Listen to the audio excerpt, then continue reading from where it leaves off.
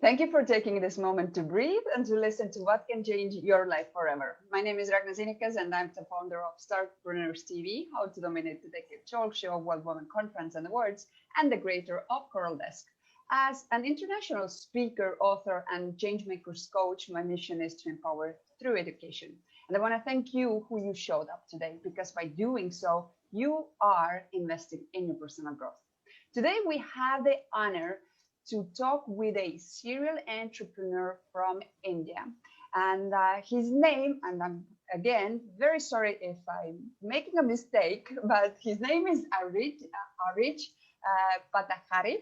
He's angel investor, startup mentor, VC fund manager, public speaker, artist, author, community builder, programmer, virtual reality specialist, and there is so much more. To be honest, it took me almost a good 40 minutes to go through his biography.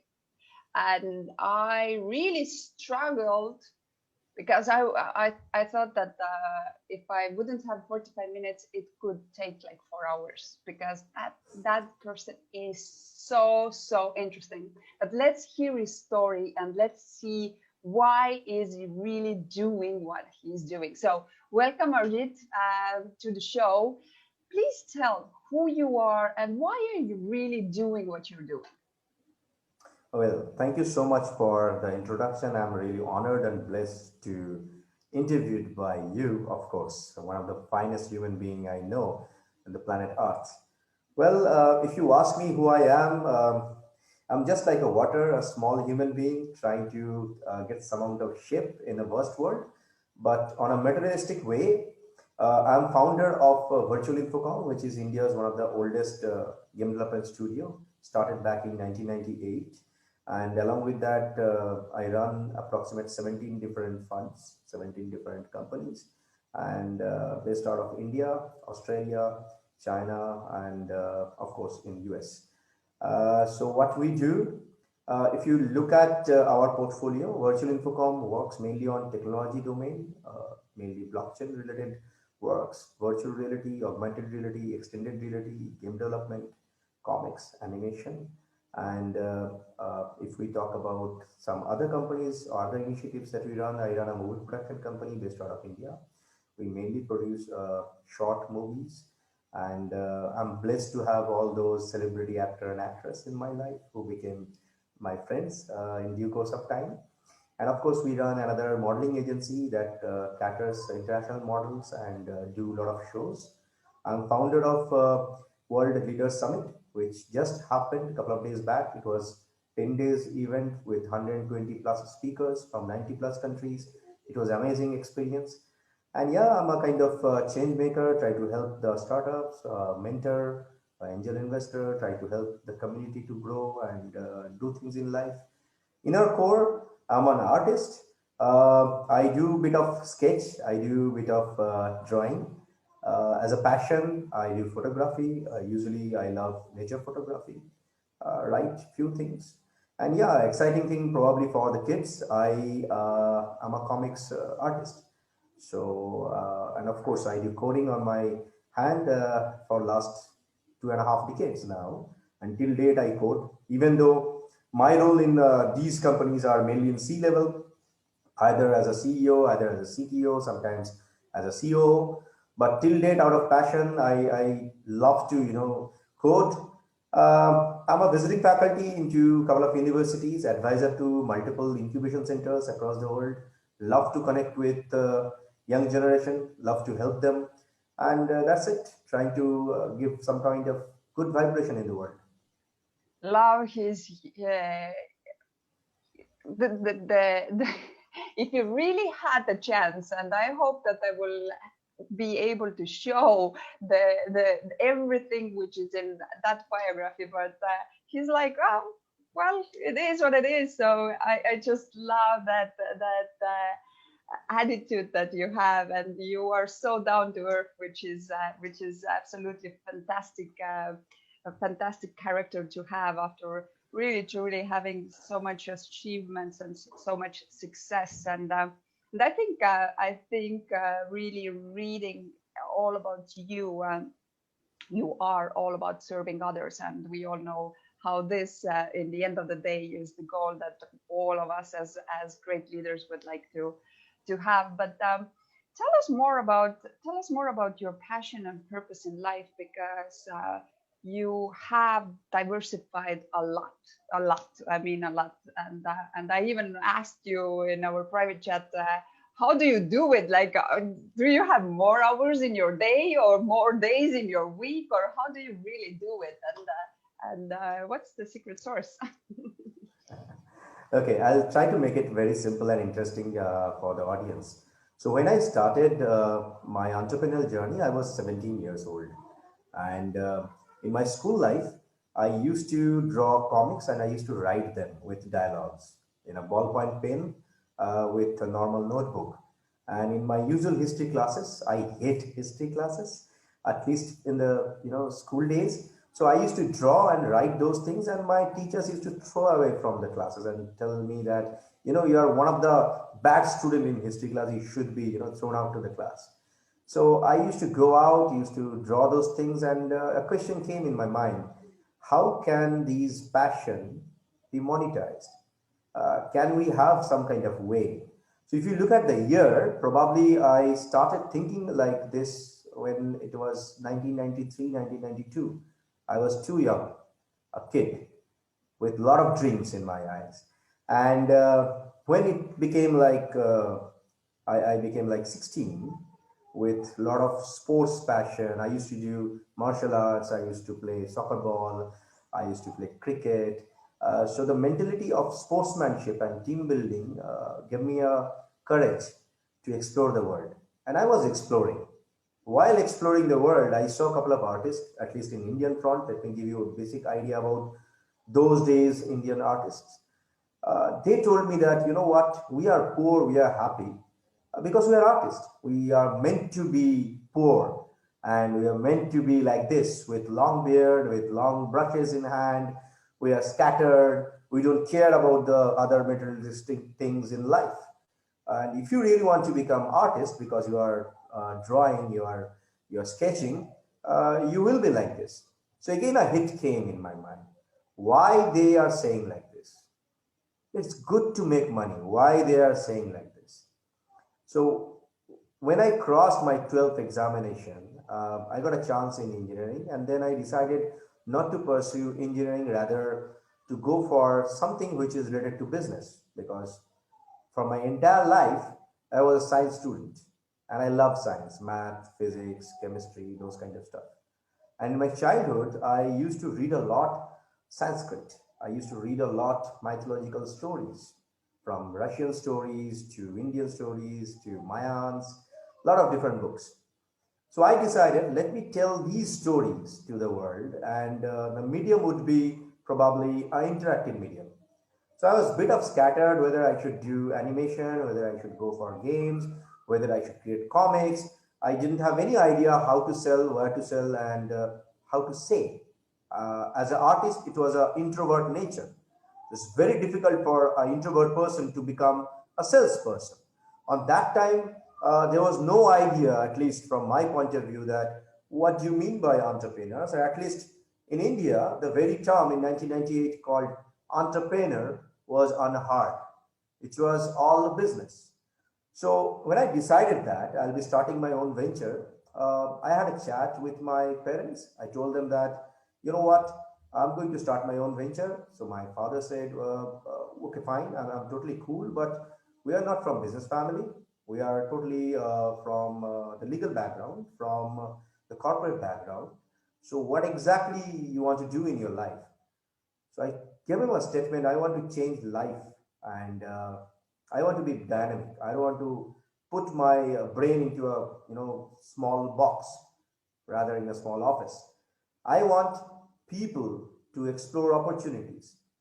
So I got a yes from my father. He said, okay, fine. You want to, if you want to explore that part, go ahead, no problem. So I gave him a word, and I said that, you know what, father, I'm not going to take any money from you. Whatever I'm going to do, I'm going to on my own. So I had less than $1 in my pocket. It was my savings. at least in school days. And I used to buy a lot of books with those pocket monies, which I used to get from my parents. So my asset was only those books, only those arts, only those passion, and only a less than $1 in pocket. So with that passion, I started a small, very small place, which is suburbs in India, and the there was no rent because it was uh, basically a negotiation that I'll be starting my venture and be getting a space inside. So I was discussing with a lot of people what I want to do. I was talking to a lot of business magnates in our own locality, own community who run IT business. But somehow, whenever I'm saying that going to do a gaming business, nobody understood what exactly I'm talking about. People thought that this fellow is really crazy. He is talking something which doesn't exist in market, at least in Indian front in 98. Game, I mean, why? So somehow I have been discouraged by lot of people, and then I decided, okay, fine, let me fight a little bit. Maybe I'm too early in the market. So because I have to run my own venture, let me do a little bit of tweak in the business model. 6 months first, I started an academy. I started giving training to young kids who are school kids on programming, on arts. Somehow they thought that this guy has got some gray matter in their brain. So parents used to send their kids to my small institution. With one student, it became around 50. 50 became slowly 120. 120 became approximate 500. So we started growing like anything. I recruit few of the faculties, and it was my college days. So I was doing my college. Along with that, I was teaching people. And then one fine day, one fine morning, I was thinking that this was not the purpose. My purpose was different. My purpose was to make something meaningful for the world, to tell stories, and formation should be on games.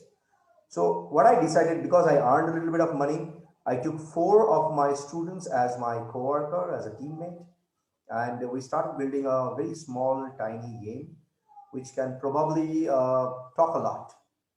So we took a mythological story, and then again I was trying to tell Indian people that this is a game, this is a PC game, exists in a form of CD. You should buy it and play it. I felt I was unable to sell that. It was horrible for me. And then I was exploring the local hardware market. So in our locality, in my city, we have a local hardware market which can give lot of option for the newcomers, which can give lot of option for the people who are trying to do something cool on hardwares.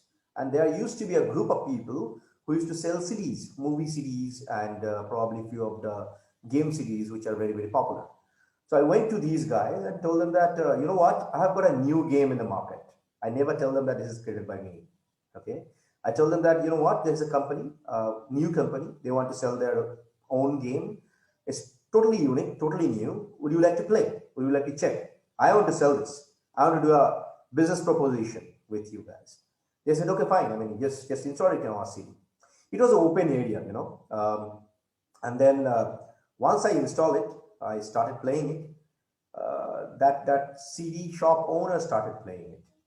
And after his play, 4 or 5 people also started playing it. So they started enjoying the game, and they said that, "Oh my God, you made a, bring a very fresh flavor in the market. This is cool. This is really enjoyable. So what is the price?" So I had a negotiation with that gentleman. I told him that, you know what, I don't want any money. I want a 50% cut out of it. Whatever sales that you do, each city, you do it, more than happy. But I want approximate 50% return out of it. Okay, and I'm back. Yeah, all good. So tell us more in order for us to really add value to all the entrepreneurs that have been taking time today to come and see this video. Um, Give us, as you are mentor and you have been mentoring startups. Shall I finish the story or we should go for the question? Oh, Sure. Okay, so what happened? The game became really popular, and we got a good hit. And of course, the gentleman was courageous enough to share the profit of 50% with us. And slowly, I started entering into the movie industry, and thought that probably we can do some amount of disruption. Probably we can take the local model, actor and actress, and then convert them into a gaming character, a 3D character which will be just like human being. And when I floated this concept as well in India, at least in our local movie industry, it was probably 2001. And then again, people told me that you are crazy and you are mad. So slowly, I became popular in the industry with a term called "this is the mad guy." And hence, I started writing my own dictionary. So the very word mad became moderate, accurate, and determined. So whenever you see my post or maybe tweet, sometimes I write it, it's good to become mad because you are moderate, accurate, and determined enough to do some kind of disruption. So the very thought that was there in my head that I'll be doing something good for community. Slowly, when I made money with games, we started making a lot of different variety of title-based games. 2006, I started doing verbal coding, which is called virtual reality markup language. On helmet systems, it was too early days. So as a technologist, this is like my own passion that I always love to explore new technology that is coming up in the market and probably jump into that. We started getting response. But then when I was traveling, I must share this incident with the audience. There's a reason I took your permission to share my story again. I was traveling in India and, of course, in a car, and I was supposed to open up an office in another city, which is not nearby. While traveling, it was winters. While traveling, my car was stopped on a signal, and I saw in my right hand side that I heard a crying voice, and I realized that there is a kid. He or she is crying a little loud because it's winter, and her mom, she's a kind of not normal, kind of abnormal lady, and she realized that her son is probably shivering in cold. You know what she did? She actually opened her clothes, wrapped that baby. She became half naked, literally, on a road, and wrapped it, tried to give some kind of warmth, and tried to sleep with that situation. There was no one who can actually help her or probably support her.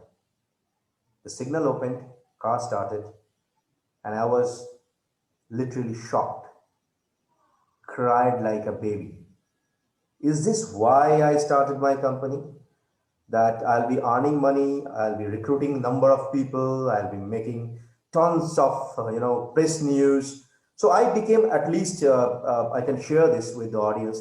I became kind of heartthrob for media. There was multiple press news that happened, several TV news that happened for me, and I was thinking that this is not my purpose of starting company. I should change it. I should do complete 360-degree different. This is not the purpose of starting, at least from my point of view, an organization which can help community and people. So what I did, I went back to my city and decided with my teammates, we'll be doing something cool for all these poor communities. So we started going to local villages, started giving them training on a complete different model, which is making dresses. In games, there is a concept called cosplay, and you can create a lot of cool puppets, cool elements, ornaments within game. So we converted our gaming model in such a way that whenever you're playing any kind of game, you are entitled to buy real objects through those websites, through those games. And whatever objects are there inside those games on a real life, we started giving training to these poor people so that they can produce it. So what happened, whatever order we used to get, we started giving these orders to these poor people so that they can earn their livelihood. I can proudly say that in few of the Indian villages, which didn't had around $20 per month as a family income, due to whatever small and big disruption we did, they are right now earning approximate $300 to $500 per month as a family income. Their kids are now going to schools, they have their clean water, their lifestyle has been changed. And honestly, this is the purpose of starting the organization. And that's the reason we continued and flourished into various different domains and try to create kind of web system which can support the whole cause. We help a lot women entrepreneurs, self-help groups.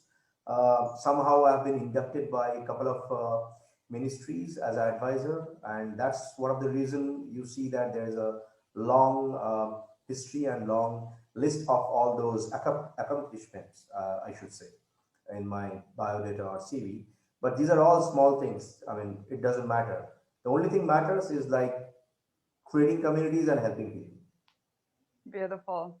Congratulations, and truly I want to celebrate you and everything that you have been doing for the community. Where basically I see that whatever community you touch, you leave it better than it was before, and that's a great charisma to have as a leader. So, but let's talk about entrepreneurship. And you have been helping startups and small business owners in many years by mentorships and all of that. If you look back at your own trajectory and experience, what can you say? What have been the biggest challenges, and what advice would you give yourself today if you could go back in time? Well, if I can build a time machine, of course, I'll go back and tell that young Arijit, hey, mate, you are making products, but you don't know the market. First, you do your market study, understand who is your customer, and then build a product. Now, if I come back in this time, nowadays, first we go for a market study, understand who is not our customer rather than who is my customer, and then create a product. But somehow I quote Iron Man, sometimes it's required to run before you walk. So sometimes it is required for an entrepreneur not to go for all those kind of studies, but rather, go on your heart. If your heart is saying that you're gonna achieve this, you're gonna achieve this. Beautiful. So, as I think that one of the biggest struggle which startups also have is to really raise the funds and get them going. What advice as an angel investor can you give to people that are in need to raise funding for their projects? Okay, let me make it very simple. If we are talking about seed round, if we are talking about growth round, or if at all we are talking about scale up round, these are all three different part of fundraising. Well, If you talk about I think the most interesting part today is that so many people have lost their jobs. So the job creation now becomes okay. I don't have a job. Why don't I try out to be an entrepreneur or small business owner? I think that could be something which is the very initial, and I think also in that stage we are lacking the most of experience or even mentorship, no? true. Now, when you look at these people who are probably lost their job and thinking that I should start my own venture, I call them as a professional who are trying to earn money for themselves. There is a big difference between entrepreneur and a professional who is trying to earn money for himself or herself. If it is a professional and he is trying to earn a bit of money, there are multiple ways. Now, as a professional, you have the experience, what you have been doing. So the best option is use your network and grow your network first. Number two, understand what kind of product or solution you have, what kind of product or solution you can give. Who is your consumer? If you have defined your consumer and the target, please tell us that whether you can solve at least 2% of those problems or not. If you can solve minimum 2% of those solutions, to cater that solution, how much money do you need? And do you have that or not? If you feel that you have consumer base, you did your market study, you have some amount of testimony of all those people who really want to buy your product, there are options which you can explore. Number one, you can always go for seed funding from angels. Now, angel investment is actually risky if you talk about angel investment. As an angel investor, I usually prefer to go with a person, their team, and of course, what exactly they want to do. What is the disruption that you guys are doing? Instead of going back to their Excel sheet and say that, hey, amazing, you have got this valuation. Valuation, to be very honest, doesn't work at all until and unless you are sure you can actually sell it, and if you have a proven track record or not. So it's an advantage for those people who have done their job in past and probably lost it or probably left it, and then they have the courage to start their own. Okay, let me be very, very basic. Let us go to very basic. Take example of a homemaker lady. Probably she's making some cookies, and one fine day she felt that, okay, fine, I want to start my own bakery. Why don't I sell it? So if she started in her own locality and she's probably producing it with a lot of passion and she's selling a packet, that's one approach to start your venture. When you raise fund, you should talk, you know what, I have been selling this. This is my profit margin, or I'm not at all earning any kind of profit, but I need this X amount because I need to do marketing, I need to do packaging, and this is my USP. Nobody can do it better than me. This is my very unique product, which I feel no one can make. And I have a team of probably 2 to 3 people who already joined me, and we have to make it as a brand. Then, of course, investors have their interest. They will say, awesome, she's talking sense. They have got 2 to 3 people as a teammate. They know their market. It's small, big, doesn't matter, but they have a vision. They will grow probably from first year to second year to third year with, say, $100 to $500 to $10,000 to probably $50,000. So if I invest, this $10,000 can become in third year can become $25,000. So I can earn my profit. So angel investors are also looking for profit. It's not a charity that any angel investor will do or any VC fund will do. It's a business. So for them, earning money is required. And for investee, it is important to give return back to these investors. So the ball game is pretty simple. If I have $100 in my pocket, probably I'll split with, say, 8 different startups. I'm just giving normal example, right? So it may happen 6 of them will fail, but 2 of them will earn a lot of money, which will cover these 8 losses. That's how angel investors think, if it is a proper angel investor, who is a seasoned angel investor, right? And if it is a newcomer in the market, probably they will take a lot of decisions. So there are angel investment bodies who usually create a cluster, a group of angel investors, syndicate of angel investors. They co-invest into a particular company, so the risk is minimized. It depends on you. But when you try to raise fund, try to understand what kind of investor you are approaching. Yeah. You need to understand their portfolio as well. Sure, very sure, and very true. Let's talk about what is the. We always need to, even if we are diversified, like you are, we always need to have one project which is at this very moment our focus, because we can't really do everything at the really same time, no?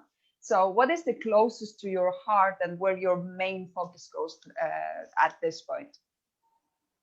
In business? In business, yeah. Well, or whatever you want to share with us. Okay, so in business, of course, we are actually trying to make few bit of disruption, we are concentrating mainly at the moment, creating few bit of disruptive hardware, mainly which is interconnected with augmented reality glass, powered by blockchain technology in the backend with AI. So that's the thing that we are right now exploring and focusing, and probably we are going to be there in the market with that very tiny, simple, smart, slick glass, of course, with a white level portion. That's our main focus at the moment from Virtual Infocom. If I talk about our movie production company, we are exploring the Australian market at the moment, and probably will be doing a couple of co-production. If we talk about the other companies, the focuses are different. Like we have another company which is called I Am Superhero, one of my portfolio company. That's a invested one, which caters kids to explore their artistic skills. So their focus is different. So if you ask about focus, it's about we want to make a dent in the universe from Steve Jobs' quote. So that's the main focus, if you ask me. Beautiful. So, how do you see future? Because I think this year has disrupted. Even though you are a disruptor, you are a visionary, and always, as we just heard in the beginning, you have seen the now with much more clarity and with much more futuristic view.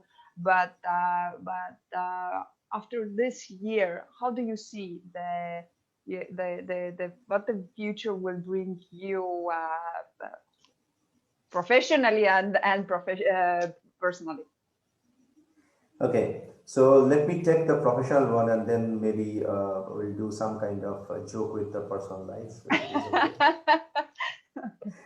Okay, so professionally, I feel there is a huge disruption which is coming up on fintech and health tech, and of course on robotics. There will be a lot of disruption which will happen in near future, which is not very far. I can foresee within 2 years we'll be exploring a lot of different variety on edtech, sports tech, fintech, and health tech. And trust me, it's all interconnected. If you look at the health tech, the robotics is interconnected. If you look at the ed tech, the AI is interconnected. If we look at the fintech, the blockchain, AI, of course, the ML part, along with few of the robotic solutions are interconnected. In fact, crypto is going to take a huge role in the market. Alternative currency is going to take a huge role that will play like anything. I know one of my friends based out of US who started a new ATM machines, which is powered by backed by real gold. So you can actually do trading with all those crypto machines. You can put it in a probably in a cafe, probably in casino, probably in gold stores, and you can do those kind of transactions. And those things are coming up very, very fast. And the reason we are exploring the voice tagging and AR glass in near future, I actually okay, fine. So it's like this. I mean, I actually predicted it around 2.5 years back that AR glasses will rule the market. And probably I would love to share that information if you allow me. What is coming? It is okay? Yeah. Is it fine? Okay. Yeah. So just imagine that what time is it now? It's your breakfast time, okay? And imagine that you have, okay, and I think it's not a breakfast time, maybe post breakfast time, okay? It and is your, very much the early morning. okay. Now, if it is your breakfast time, your body clock usually gives you, you're drinking this small, probably energy drink or probably a juice, okay? Vitamins. Now, depending on your health, depending on your body clock, your smartwatch knows that you usually drink vitamins in morning, probably. I'm just giving you a rough example. Imagine a situation that you're driving a car and you don't have your vitamins with me. So in near future, you don't have to use your mobile, you don't have to use your smartwatch. Rather, when you're driving, your both hands are in the probably in your steering, and your legs are engaged because you're trying to do the shifting of accelerator and clutch and brake, right? You are engaged, but your glass knows you are hungry. So this will ask, within next 5 kilometers, I can see a vitamin store. Would you like to buy? And you say yes. Or you just blink your eyes. That's a yes. It will scan your retina, go back to your bank directly, put up an order into that store. Once you are there, your vitamins are ready in your hand. You're not bringing out your wallet. You're not doing anything. It will again ask you, is it okay? The payment has been done. Are you okay with this vitamins? Or I'll cancel the order. You say yes. You get it, you drive, you drink it. And that's the kind of future you're going to get. And it's not science fiction. Very soon we are going to face this. So these are the kind of stuff that's coming up with the disruption. It's all interconnected. It's all like all these technologies interconnect with logic, with neurons. And probably in near future, we'll try to understand that what is the difference between robots, because nowadays robots are getting a lot of different kind of imaginative powers. They are getting sensations. So, and if you look at human, we are surrounded by all those technical gadgets. So if you look at our life now, we are dependent on our smartphones, we are dependent on our watches, we are dependent on our calendars, which is there probably in your mailbox. And our neuron started forgetting phone numbers because we are now dependent on our smartphone or probably the cloud, right? But in earlier days, it was all human thought. So maybe in near future, it will be very difficult to differentiate between an android and a human. Yeah, yeah. No, so true, so true. And I think everything. I think even all the pandemic and the health crisis really boosted this all of those processes to go much faster. I think we just took a huge leap. What maybe would have done otherwise with 3 to 5 years, I think they did it with 6 months, because now there is a huge pressure for solutions, which before were like, well, okay, it's fine if we have them, but now they are necessary. Now it's the need, because even like there were stores which did not accept cash anymore, and though cash has always been a king, so it's like, oh, what are you talking about? You're not accepting my cash. No, because of the health, because of the this and that, and you're like, oh my God, I never thought that I'm going to be in a situation where a store doesn't accept the cash.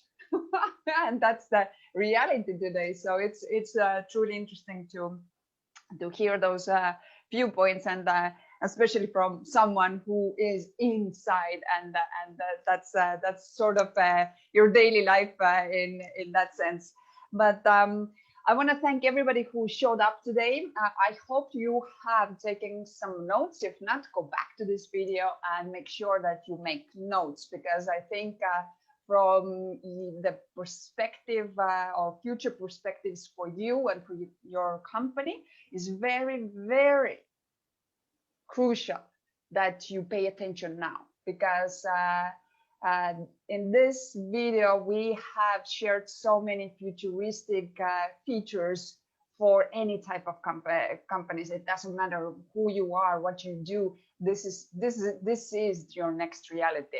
If you thought that coming online is scary enough, you just wait what's going next. So you need to be prepared. You need to really prepare yourself.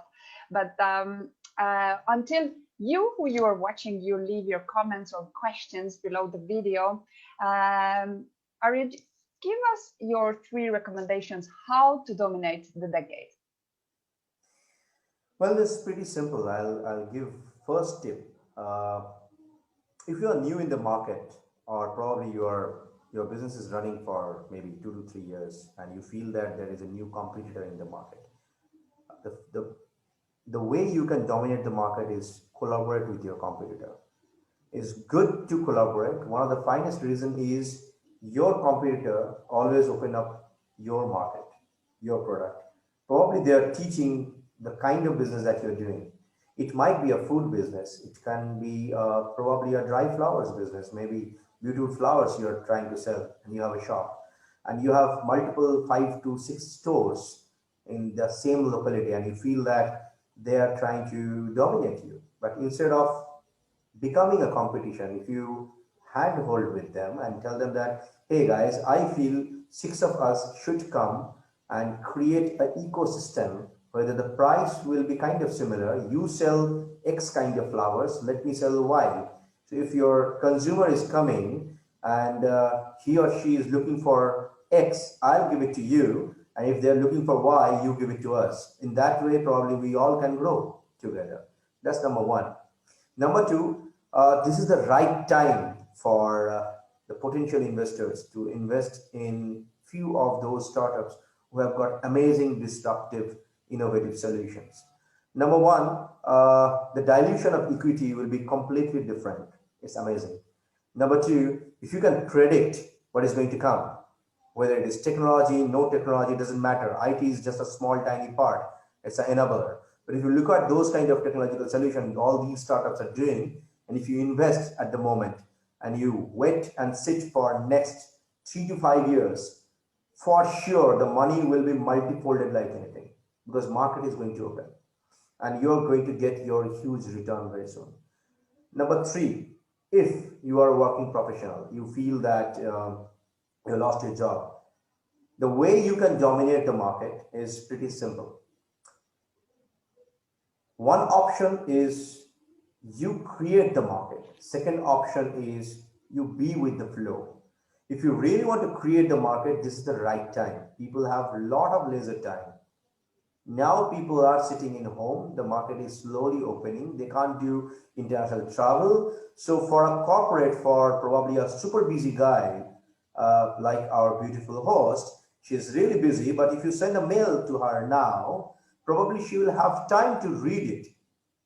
The only reason is probably she can't have the flexibility to probably fly to an Asian country because that's not open yet.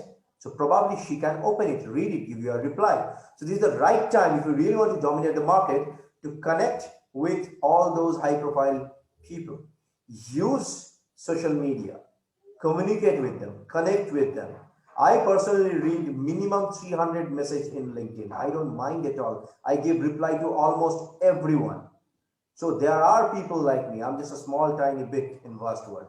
There are people like me. They have huge profile. They are doing a lot, and believe me, I mean, like me, like us, we have a small group of communities, group of investors. The market is totally interconnected. We know each other by my name or probably by work. So if you really want a disruptive last solution, she asked about three. I'm giving you extra one. We all know at least almost each other. I'm talking about investors or entrepreneurs who are probably doing 2 decades of business. Try to connect at least one or two guys, try to impress them. If it is not in their own comfort zone, they will refer you to someone. And this is the right time if you really want a tips. So go on, try to connect, but be very, very simple. Make a pitch deck which is not more than 5 slides. People usually recommend 10 slides. You don't need 10 slides. If you can talk about your USP, if you can talk about your team, if you just can talk about the ROI that you can give and why you are done. Beautiful. I think, again, if you, who you are watching, you did not take notes now, you are going to miss so much. Don't miss out. Go back to this video. Put play, put pause, put play, put pause until you get it right, get it done. And most importantly, just don't write it down, take action. But if people now have questions, if they want to connect with you, if they want to follow you, what is the best way to connect with you? Well, it's pretty simple. I'll give you my spelling, my odd name, which is a bit of odd. It's Arijit, Arijit, Bhattacharya, Bhattacharya. They can Google me. They'll find out my website, which is arijitbhattacharya.com. And of course, there are social media links. I'm everywhere. If you want to connect me in Instagram, it's Arijitin, Arijitin. If you want to connect me in Facebook, pretty simple, arijit.bhattacharya. Same there in LinkedIn, same there almost everywhere. So you can communicate, connect. I'm totally open for any kind of communication. Beautiful. So what would be the last message that you want to leave our message or our audience today? Okay.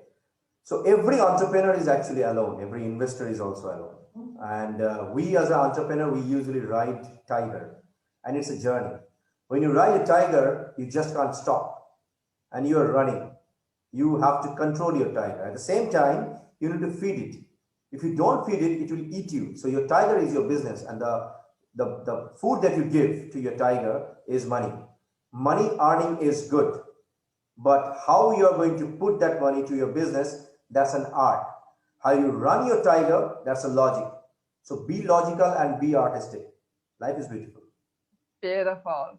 So I want to thank you, Arid, for taking the time. I know it's you have had 10 absolutely incredible days with all the world leaders running the summit for them. So congratulations for all the work that you just finished to do.